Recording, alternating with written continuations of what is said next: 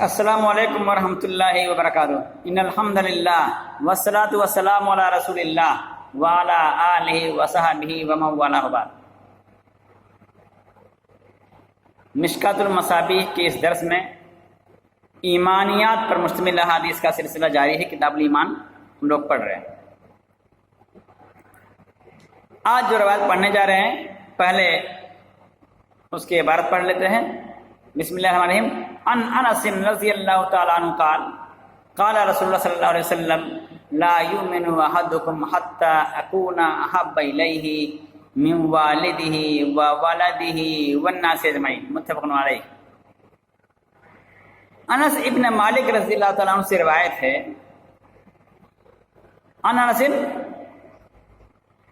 ان سے پہلے روا محذوف، ان کے جو شاگرد ہیں انہوں نے انس ابن مالک رضی اللہ عنہ سے روایت کی ہے،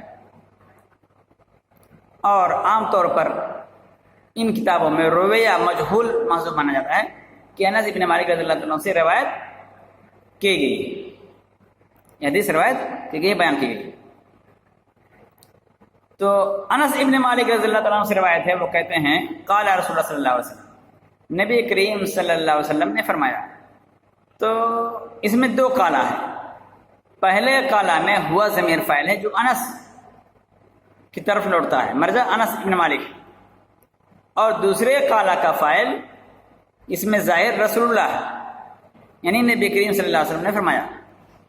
یہ تمام حدیثوں میں جہاں بھی آپ کو دو مرتبہ قالا نظر آتا ہے، وہاں پہ آپ جانیں کہ پہلے قالا میں ضمیر فاعل ہوتی ہے جس کا مرجع راوی کا نام ہوتا ہے، جو اس سے پہلے راوی کا نام لکھا ہوتا ہے، کوئی صحابی ہو، کوئی تابعی، کوئی بھی ہو، اور جو دوسرا قالا ہوتا ہے اس کا فاعل عموماً اکثر حدیثوں میں جو لفظ رہتا ہے قالا کے بعد جو لفظ آتا ہے وہ نبی کریم صلی اللہ علیہ وسلم کا ہوتا ہے۔ قال رسول اللہ صلی اللہ علیہ وسلم یا قال نبی اللہ صلی اللہ علیہ وسلم، اس طرح کے الفاظ رہتے ہیں، تو یا قال حبیبی، تو یہ سب فاعل ہوتا ہے، اس میں ظاہر ہوتا ہے۔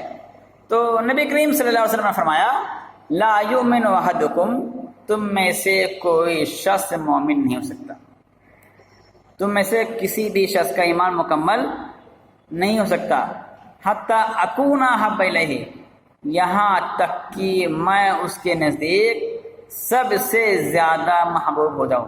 حتی اکون احب الیہ، یہاں تک کہ میں اس کے نزدیک زیادہ محبوب ہو جاؤں۔ احب اسم تفضیل کا فاعل ہے، اسم تفضیل کا صیغہ ہے۔ احب الیہ، اس کے نزدیک زیادہ محبوب ہو جاؤ۔ حتیٰ کہ ان مقدر ہوتا ہے، اسے اکونا پڑھیں گے۔ کس سے زیادہ محبوب ہو جاؤں؟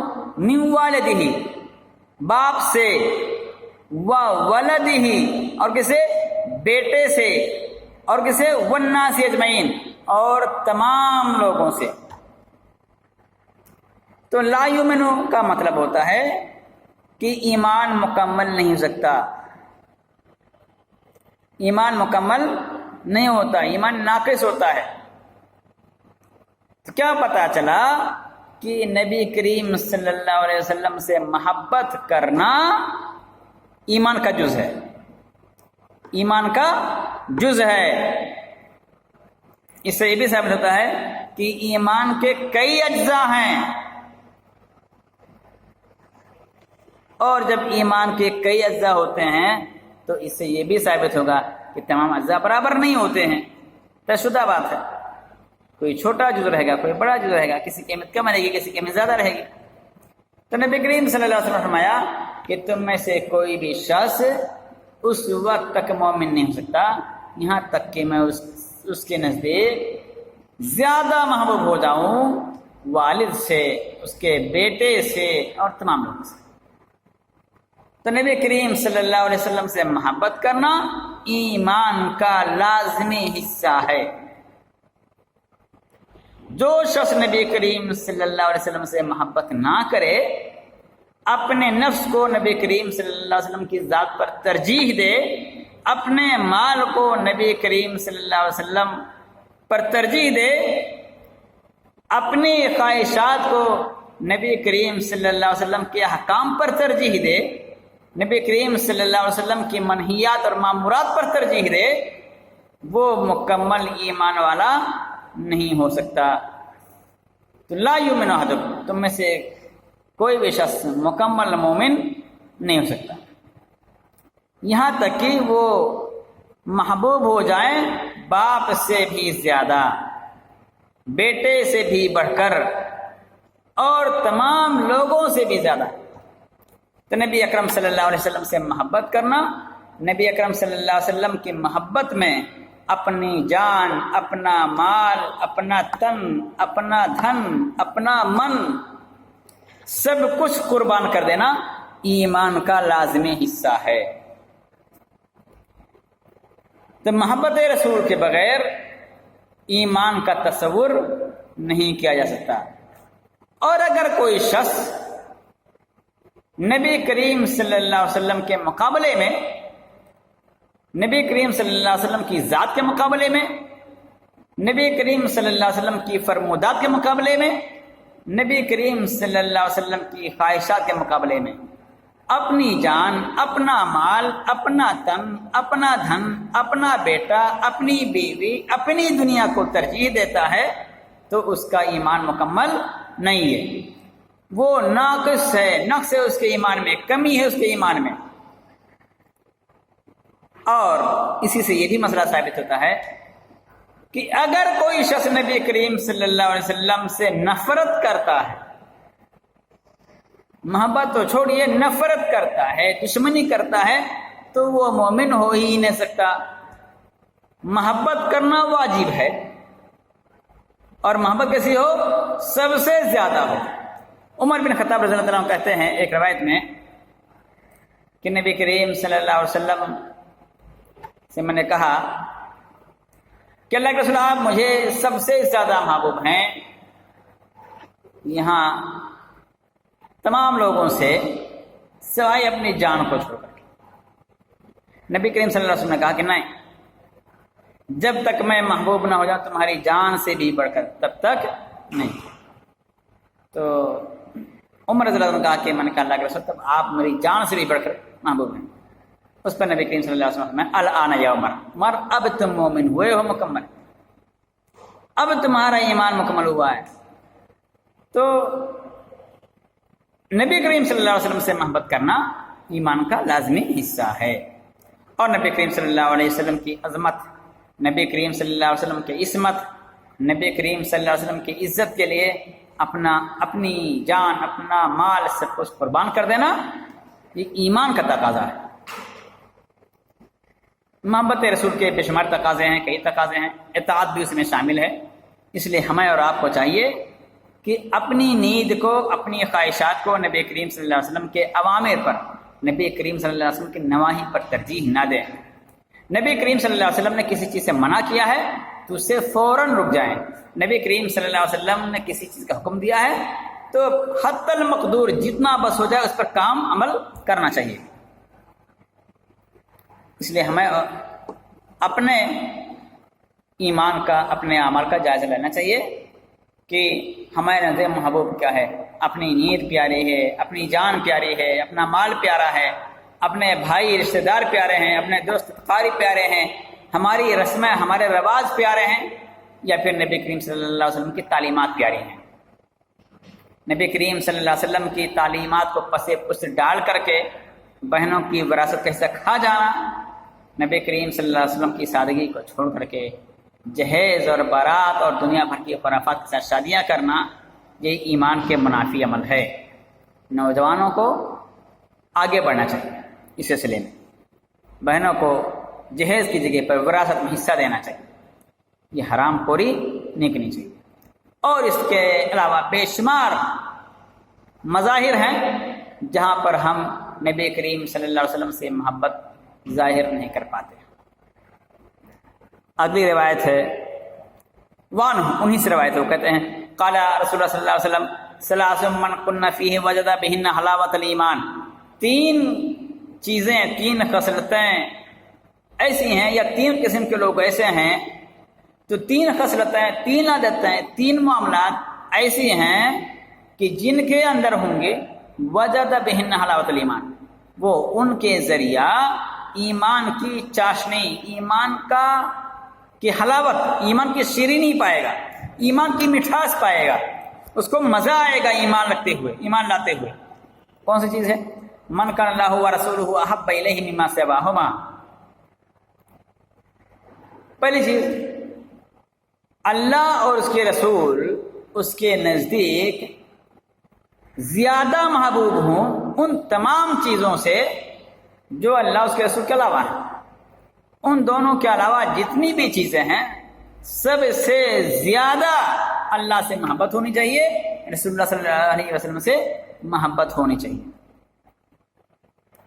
وَمَنْ أَحَبَّ عَبْدًا لَا يُحِبُّهُ إِلَّا لِلَّهِ. دوسری چیز ہے، جو آدمی کسی بندے سے، کسی انسان سے محبت کرے اور اسے محبت نہ کرتا ہو سوائے ایک مقصد کے، وہ مقصد کیا ہے؟ اللہ کی خاطر.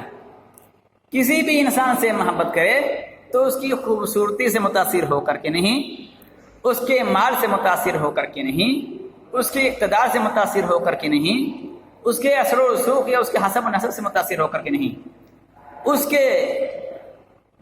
کے مدد یا اس کے تعاون کا محتاج ہو کر کے نہیں. محبت کس لیے ہو؟ خالص اللہ کے خاطر. اس لیے محبت کرے کہ اللہ کا دین پھیلاتا ہے، یہ اللہ کے دین کا داعی ہے. یہ اس لیے محبت کرے کہ یہ اللہ کا کلمہ بلند کر رہا ہے، یہ مجاہد ہے. اس لیے محبت کرے کہ یہ اللہ کے اوامر پر، اللہ تعالیٰ کے نواہی پر مکمل طور سے کاربند ہے، متقی پرہیزگار ہے. اس لیے محبت کرے کیونکہ وہ اللہ کے نزدیک محبوب ہے، اس کے اعمال اللہ کو محبوب ہیں، کسی اور چیز کی خاطر نہیں. وَمَنْ يَكْرَهُ أَنْ يَعُودَ فِي الْكُفْرِ بَعْدَ أَنْ أَنْقَذَهُ اللَّهُ مِنْهُ. اور تیسری چیز، جو آدمی ناپسند کرتا ہو کہ وہ کفر میں، کہ وہ کہاں پہ؟ کفر میں لوٹ جائے بعد اس کے کہ اللہ رب العالمین نے اس کو نکال دیا ہے، بچا دیا ہے، اسے اسی طرح سے کما یکرہ یلقی فی النار، جیسے کہ اس کو ناپسند ہو جہنم میں ڈالا جانا، اسی طرح سے ناپسند کرتا ہو جیسے کہ جہنم میں یا آگ میں ڈالا جانا اس کو ناپسند ہو. تو یہ تین چیزیں ہیں. اللہ اور اس کے رسول سے محبت سب سے زیادہ ہو، کسی بھی انسان سے محبت کرے تو اللہ کی خاطر کرے، اور تیسری چیز کفر میں لوٹنا، اسے آگ میں جلنے، جہنم میں ڈالے جانے سے زیادہ ناپسند. اب ہمیں اپنا جائزہ لینا چاہیے. کتنی معمولی مفاد کی خاطر کفر کے مرتکب ہوتے ہیں، کفر کے اعمال کے مرتکب ہوتے ہیں. یہ غیروں کی عادات کو اپنا لینا، غیروں کی شبیہ اختیار کر لینا، غیروں کے تہواروں میں خوشیاں منانا، بدھائی دینا، غیروں کے معبودوں کو اہمیت دینا، ان کی عزت کرنا، اور اس طرح کے بہت سارے اعمال ہیں جو ہمارے، آپ نے دیکھا ہوگا بہت سارے نوجوانوں کو، بہت سارے بوڑھوں کو، کہ وہ بھی دیوالی کے ساتھ دیوالی مناتے ہیں، ہولی کے ساتھ ہی ہولی مناتے ہیں، اور درگا پوجا کے میلوں میں شرکت کرتے ہیں. یہ کفریہ اعمال ہیں. غیر اللہ کی عبادت کرنا، غیر اللہ کی تعظیم کرنا، یا غیر اللہ کی پرستش میں کسی بھی طرح کا تعاون کرنا، چندہ دینا مندر کے لیے، گرچہ وہ رام مندر ہی کیوں نہ، کسی بھی چیز کے لیے چندہ دینا، تیوہار کے لیے، مورتی لانے کے لیے دشہرا میں چندہ دینا، یہ کفری عمل ہے. کفر میں لوٹنا انسان کو اتنا ہی ناپسند ہو جیسے کہ اس کو آگ میں، جہنم میں ڈالا جانا ناپسند ہو. تو انسان کی جان چلی جائے، کفر کا کام نہ کرے. اس میں ایک لفظ ہے احب الیہ مما سواہما. ہما کی ضمیر تسنیہ کی لاتی ہے. اس میں نبی کریم صلی اللہ علیہ وسلم نے اللہ اور اس کے رسول، اللہ اور رسول کے لیے ہما کا ضمیر استعمال کی، تسنیہ کی ضمیر. کیا ایسا درست ہے؟ کیا اللہ اس کے رسول کو ایک ہی ضمیر میں جمع کرنا جائز ہے؟ اس سلسلے میں بعض علماء کا موقف ہے کہ جائز نہیں۔ سنن نسائی کی روایت ہے کہ نبی کریم صلی اللہ علیہ وسلم کے پاس ایک آدمی کا تذکرہ کیا گیا۔ انہوں نے کیا کہا؟ جو اللہ اور اس کے رسول کی اطاعت کرے فقد ہدا، تو ہدایت پا گیا، ومن یعصہما فقد غوا، اور جو ان دونوں کی نافرمانی کرے تو وہ گمراہ ہو۔ جملہ صحیح تھا، درست تھا، معنی میں کوئی کمی نہیں تھی، لیکن نبی کریم صلی اللہ علیہ وسلم نے کیا فرمایا؟ بیس الخطیب انت، بیس الخطیب انت، تم بہت ہی برے خطیب ہو، من یعصہما۔ تو اس روایت کی بنا پر بعض لوگوں نے یہ کہا ہے کہ درست نہیں ہے۔ اس حدیث کا جواب یہ دیا ہے کہ یہ نبی کریم صلی اللہ علیہ وسلم کا اپنا عمل ہے۔ نبی کریم صلی اللہ علیہ وسلم کے دل میں شرک کا شائبہ نہیں ہو سکتا، اس لیے نبی کریم صلی اللہ علیہ وسلم کے لیے یہ کہنا درست تھا، لیکن امتیوں کے لیے ایسا استعمال کرنا صحیح نہیں ہے۔ وہ قول ہے، یہ فعل ہے، تو قول کو ترجیح دی جائے گی فعل پر۔ یہ نبی کریم صلی اللہ علیہ وسلم کے لیے خاص مانا جائے گا، جبکہ دیگر علماء کا موقف ہے کہ وہ روایت ابتدائی دور کی ہے، یہ روایت بعد کی ہے۔ ابتدائی اسلام میں جب توحید کی تعلیم دلوں میں راسخ نہ ہوئی تھی، اس موقع پر یہ شبہ ہو سکتا تھا تسنیہ کی ضمیر ڈالنے سے کہ لوگ اللہ اور اس کے رسول کو ایک مان لیں یا برابر کا درجہ دینا شروع کر دیں۔ آج ضمیر میں ہوا ہے، کل دوسری چیز میں ہو جائے۔ نبی کریم صلی اللہ علیہ وسلم نے سد ذریعہ کے طور پر اس کو روک لگائی، لیکن جب ایمان میں پختگی آ گئی، ایمان میں مضبوطی آ گئی، تو نبی کریم صلی اللہ علیہ وسلم نے خود بھی استعمال کیا اور دیگر روایات میں بھی استعمال ہے۔ تو استعمال کرنے میں کوئی حرج نہیں ہے، راجع یہی ہے، استعمال کرنے میں حرج نہیں، البتہ اگر غلط فہمی کا اندیشہ تو استعمال نہیں کرنا چاہیے۔ وعن العباس بن عبد المطلب رضی اللہ تعالیٰ عنہ قال قال رسول اللہ صلی اللہ علیہ وسلم ذاق طعم الایمان من رضی باللہ ربا وبالاسلام دینا وبمحمد رسولا۔ عباس بن مطلب رضی اللہ تعالیٰ عنہ سے روایت ہے، یہ نبی کریم صلی اللہ علیہ وسلم کے چچا ہیں اور بدر میں قیدی بنا کے لائے گئے تھے۔ نبی کریم صلی اللہ علیہ وسلم کی تکلیف کو دیکھ کر کے صحابہ کرام نے ان کی بندش ڈھیلی کر دی تھی۔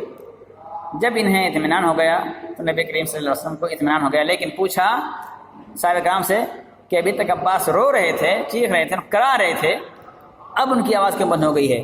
صحابہ کرام نے بتایا کہ اللہ کے رسول ہم آپ کو دیکھ رہے ہیں، آپ بے چین ہیں ان کی تکلیف پہ، تو ہم نے ان کی رسی ڈھیلی کر دی ہے۔ نبی کریم صلی اللہ علیہ وسلم نے کہا نہیں، مساوات کا تقاضا، سب جاؤ سارے قیدیوں کی رسی ڈھیلی کرو۔ تو سارے قیدیوں کی رسی ڈھیلی کی گئی۔ انہوں نے اسلام قبول کر لیا تھا مگر ایمان چھپا رہے تھے تاکہ کفار کی سازشوں سے، کفار کی اور دیگر مسائل سے آگاہ ہو سکے۔ نبی کریم صلی اللہ علیہ وسلم اس حقیقت سے واقف تھے اور کہا تھا کہ کسی کے سامنے اگر عباس بن عبد المطلب آ جائیں جنگ بدر میں تو پھر کوئی انہیں قتل نہیں کرے گا، وہ مجبوراً جبراً لائے گئے۔ تو عباس بن مطلب رضی اللہ تعالیٰ عنہ سے، عباس بن عبد المطلب رضی اللہ تعالیٰ عنہ سے روایت ہے، کہتے ہیں نبی کریم صلی اللہ علیہ وسلم نے فرمایا، یہ نبی کریم صلی اللہ علیہ وسلم سے 3 سال بڑے تھے، عمر میں بڑے تھے، یاد رکھیے گا، ورنہ شان نبوت اور شان رسالت کا کیا پوچھنا ہے۔ نبی کریم صلی اللہ علیہ وسلم سب سے بڑے ہیں، تو نبی کریم صلی اللہ علیہ وسلم سے عمر میں 3 سال بڑے تھے۔ کیا کہا؟ ذاق طعم، اچھا یہی وہ صحابی ہیں جو حنین کے موقع پر جب صحابہ کرام کو شکست ہو گئی، سب لوگ بھاگ کھڑے ہوئے، نبی کریم صلی اللہ علیہ وسلم کا ساتھ دینے کے لیے موجود تھے، اور انہوں نے ہی آواز لگائی تھی کہ اے انصار کہاں ہوئے، مہاجرین کہاں ہو؟ تو کہتے ہیں نبی کریم صلی اللہ علیہ وسلم کا فرمان ہے، ذاق طعم الایمان، ایمان کا ذائقہ پائے گا وہ شخص، ایمان کی چاشنی، ایمان کا مزہ پائے گا، ذائقہ مزہ پائے گا، لذت پائے گا ایمان کا۔ کون سا شخص؟ من رضی باللہ ربا، جو اللہ سے رب کے طور پر راضی ہو جائے، اللہ سے راضی ہو جائے رب ماننے کے لیے، مطمئن ہو جائے رب کے طور پر، وبالاسلام دینا، اور اسلام سے راضی ہو جائے، اسلام پر مطمئن ہو جائے دین کے طور پر، وب محمد رسول، اور محمد صلی اللہ علیہ وسلم سے راضی ہو جائے رسول کے طور پر۔ تو اللہ کو رب ماننا، دین اسلام کو اپنا دین ماننا، اور محمد صلی اللہ علیہ وسلم کو اپنا رسول ماننا، یہ ایمان کا ایک حصہ ہے۔ وعن ابی ہریرہ رضی اللہ عنہ قال قال رسول اللہ صلی اللہ علیہ وسلم والذی نفس محمد بیدہ لا يسمع بی احد من هذه الامہ یہودی ولا نصرانی ثم يموت ولم يؤمن بالذی ارسلت به الا كان من اصحاب النار۔ ابو ہریرہ رضی اللہ عنہ سے روایت ہے، وہ کہتے ہیں نبی کریم صلی اللہ علیہ وسلم نے فرمایا، اس ذات کی قسم جس کے ہاتھ میں محمد کی جان ہے صلی اللہ علیہ وسلم، والذی نفس محمد بیدہ، اس ذات کی قسم جس کے ہاتھ میں محمد کی جان ہے صلی اللہ علیہ وسلم، لا يسمع بی احد من هذه الامہ، میرے بارے میں نہیں سنے گا کوئی بھی شخص اس امت کا۔ امت کی دو قسمیں ہیں، امت دعویٰ، امت اجابہ۔ امت اجابہ سے مراد مسلمان جنہوں نے نبی کریم صلی اللہ علیہ وسلم کی دعوت قبول کر لی، ہم بھی امتی ہیں، ہم امتی ہیں نبی کریم صلی اللہ علیہ وسلم کے، لیکن جو نبی کریم صلی اللہ علیہ وسلم کو نبی نہیں مانتا ہے وہ بھی نبی کریم صلی اللہ علیہ وسلم کا امتی ہے، اسی کو امت دعویٰ کہتے ہیں، جس کے سامنے دعوت پیش کی جائے گی، نبی کریم صلی اللہ علیہ وسلم کی رسالت پیش کی جائے گی، ایمان لانے کو کہا جائے گا، تو امت دعوت اور امت اجابت۔ تو اس امت کا یعنی جس امت کی جانب میں بھیجا گیا ہوں، خواہ وہ مکہ کے کفار ہوں یا پھر عرب و غیر عرب کے یہودی اور نصرانی ہوں، قیامت تک آنے والے دوسرے لوگ ہوں، کوئی بھی یہودی یا کوئی بھی نصرانی میرے بارے میں نہیں سنے گا، ثم یموت، پھر وہ مر جائے، یعنی سنے پھر مر جائے، ولم یؤمن بالذی ارسلت بہ، اور اس چیز پر ایمان نہ لائے جس سے دے کر میں بھیجا گیا، یعنی میری رسالت پر، میری نبوت پر ایمان نہ لائے، الا کان من اصحاب النار، مگر وہ کیا ہوگا؟ جہنم میں سے ہوگا۔ یعنی جو اس امت کا کوئی بھی یہودی یا کوئی بھی نصرانی، اسی طرح کوئی دوسرا بھی شخص جو بھی نبی کریم صلی اللہ علیہ وسلم کے بارے میں سنتا ہے، اس تک نبی اکرم صلی اللہ علیہ وسلم کی تعلیمات پہنچتی ہیں، وہ مر جاتا ہے لیکن ایمان نہیں قبول کرتا ہے تو وہ جہنمی ہوگا۔ اس سلسلے میں اختلاف ہے کہ اگر کوئی شخص نہ سنے تو کسی ایسے علاقے میں پہنچے، کسی ایسے علاقے میں رہے جس تک نبی کریم صلی اللہ علیہ وسلم کی دعوت نہ معلوم ہو، نہ پہنچے، تو اس سلسلے میں زیادہ بہتر کہ توقف کیا جائے گا، اللہ تعالیٰ کی مرضی پر موقوف رہے گا، کیونکہ اس سلسلے میں واضح روایت موجود نہیں۔ وعن ابی موسیٰ الاشعری رضی اللہ تعالیٰ عنہ، البتہ بعض علماء کا موقف ہے کہ جب نبی کریم صلی اللہ علیہ وسلم کے والدین کے بارے میں آتا ہے کہ ان کے لیے اہل ایمان کی صورتیں نہیں رہیں گی، ان کا شمار اہل ایمان میں نہیں ہوگا، لیکن نبی کریم صلی اللہ علیہ وسلم کی بعثت سے پہلے انتقال کر گئے، تو پھر جو نبی کریم صلی اللہ علیہ وسلم کی بعثت کے بعد دنیا میں ہوں تو ان تک تعلیم پہنچے یا نہ پہنچے، ان کی اپنی ذمہ داری ہے کہ وہ دین کا علم حاصل کریں اور اس تک پہنچیں۔ خیر یہ اللہ رب العالمین کی مرضی ہے، کس کو معاف کر دے کس کو چھوڑ دے۔ آگے ہے عن ابی موسیٰ الاشعری رضی اللہ تعالیٰ عنہ قال قال رسول اللہ صلی اللہ علیہ وسلم ثلاثۃ لهم اجران۔ ابو موسیٰ الاشعری رضی اللہ عنہ کہتے ہیں کہ نبی کریم صلی اللہ علیہ وسلم نے فرمایا، تین ایسے لوگ ہیں جن کے لیے دو اجر، دوہرا ثواب ہے، دوہرا اجر ہے۔ رجل من اہل الکتاب، اہل کتاب میں سے ایک آدمی، آمن بنبیہ و آمن بمحمد، جو اپنے نبی پر ایمان لائے اور محمد صلی اللہ علیہ وسلم پر ایمان لائے، یعنی پہلے اپنے نبی پر ایمان لاتا تھا، جب نبی کریم صلی اللہ علیہ وسلم کی بعثت ہو گئی تو محمد صلی اللہ علیہ وسلم پر ایمان لائے۔ اسے عبداللہ بن سلام رضی اللہ عنہ ہیں، کعب احبار ہیں اور دیگر لوگ ہیں، عیسیٰ علیہ السلام بھی خود نبی تھے، لیکن جب قرب قیام کے وقت اتریں گے تو نبی کریم صلی اللہ علیہ وسلم پر ایمان لائیں گے، امتیوں میں شمار ہوگا۔ اسی طرح سے دیگر بھی لوگ ہیں، بہت سارے یہودی نصرانی جو اسلام قبول کرتے رہتے ہیں۔ تو رجل من اہل کتاب، اہل کتاب میں سے شخص جب نے نبی پر ایمان لائے اور محمد صلی اللہ علیہ وسلم پر ایمان لائے تو اس کے لیے دوہرا اجر، دونوں نبیوں پر ایمان لانے کا۔ والعبد المملوک، اور غلام آدمی،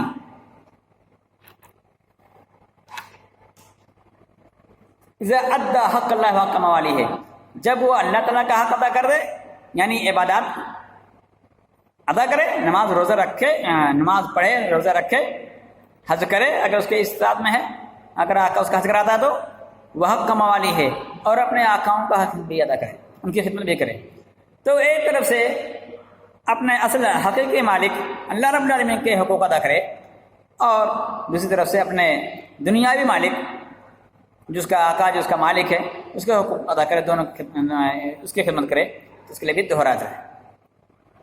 وَرَجُلٌ كَانَتْ عِندَهُ أَمَةٌ يَطَوْهَا، اور تیسرا ایسا آدمی جس کے پاس ایک کنیز تھی جسے وہ بتی کرتا تھا، وَأَدَّبَهَا فَأَحْسَنَ تَأْدِيبَهَا، تو اس نے اس کو ادب سکھایا، اس کو اچھے ادب سکھایا، وَعَلَّمَهَا فَأَحْسَنَ تَعْلِيمَهَا، اس کو تعلیم دی تو بہترین تعلیم دی، ثم آتَاهَا، پھر اس کو آزاد کر دیا، فَتَزَوَّجَهَا، پھر کیا کیا، اسے شادی کر لی، فَلَهُ أَجْرَانِ، تو ایسے شخص کے لیے دوہرا اجر ہے۔ دیکھیے نبی کریم صلی اللہ علیہ وسلم نے پہلے ہی تذکرہ کر دیا تھا دوہرا اجر ہے، یہاں پر دوبارہ کریں اس کی اہمیت بیان کرنے کے لیے کہ کنیز کو آزاد کرنا، اس کو تعلیم دینا، یہ زیادہ سادہ کام ہے، تو یہ بھی ایمان کا حصہ ہے۔ غلام کو آزاد کرنا، غلامی کو ختم کرنا، یہ ایمان کا حصہ ہے۔ اسی طرح سے آقا کی خدمت کرنا بھی، وہ بھی ایمان کے اعمال میں شامل ہے۔ یہاں اس باب میں یہ حدیث بیان کرنے کا مقصد ہے۔